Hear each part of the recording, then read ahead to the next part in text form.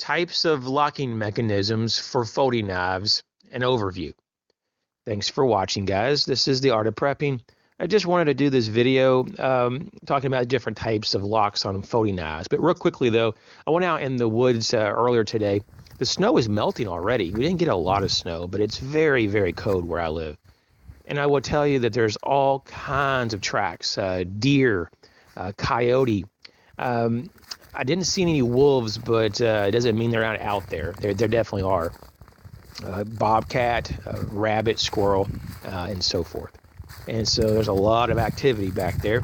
And I just wanted to highlight, that there's a wildlife that we don't sometimes see because sometimes we're not out there when they are.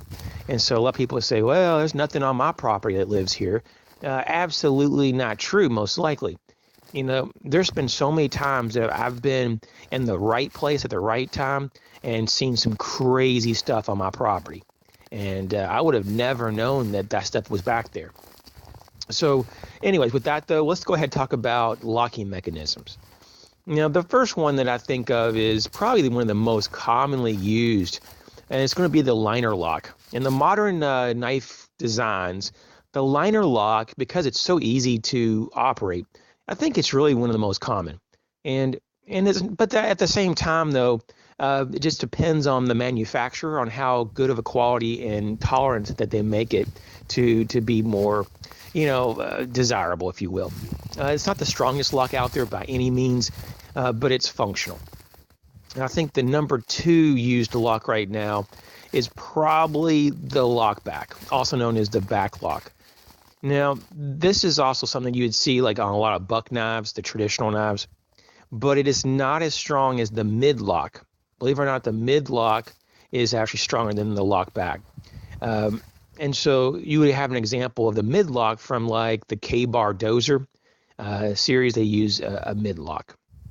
And personally, I like the mid lock a little better because you can actually close it a little easier instead of pulling your thumb way back to the back.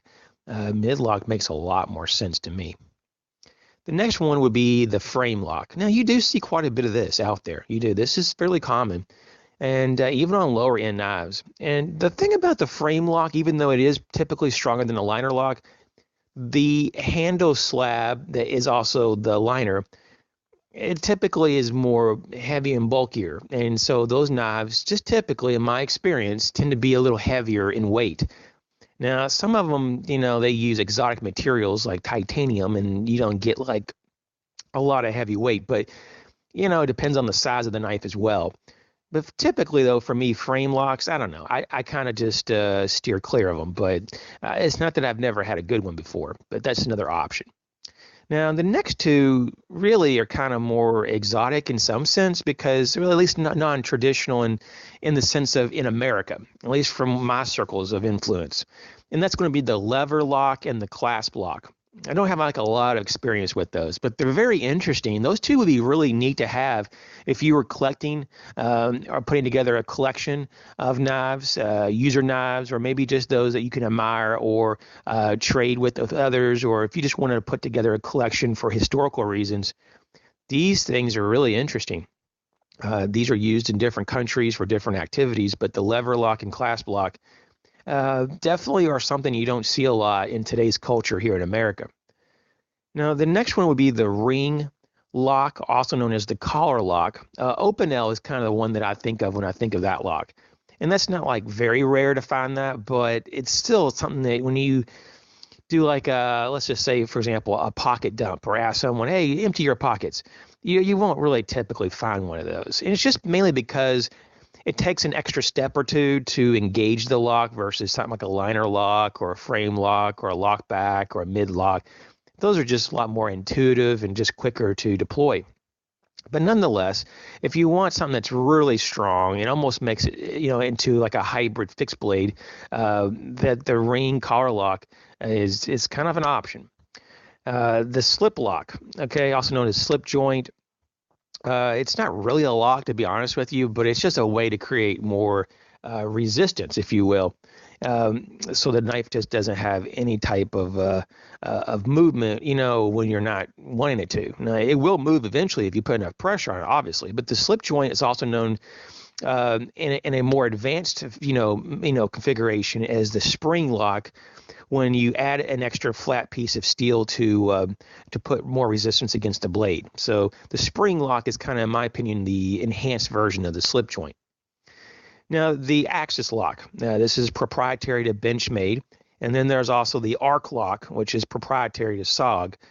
These two are very similar. It's just how you activate the mechanism is slightly different, but the mechanisms themselves are pretty similar, if almost not the same.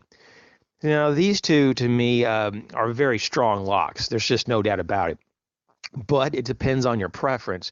And there's a lot of people, in fact, the majority say they love these locks, in particular the axis lock. And I would have to be honest with you, I'm not one of those, but that doesn't mean that they're not good locks. The triad lock, which is kind of like the super enhanced heavy duty version of the like the lock back or mid lock, I should say. And it has the stop pin added to those. So the triad lock is just unbelievably strong, and I love this particular lock. I have these myself. The button lock. Now, it's generically sometimes referred to as a compression lock, but it really isn't in some ways, but some people use it interchangeably. Now, this button lock is kind of one of my favorites. To be totally honest with you, I love this lock. It's just so easy to use. But unfortunately, it's not used on a lot of knives in the modern day. They're out there, but they're not like as many as I would like to see. The next one is the true compression lock, also known as a reverse liner lock, like you would see like on the Spyderco paramilitary tube. Then you have the ball bearing lock, which is extremely strong. And that's also, you can see those on like Spyderco knives.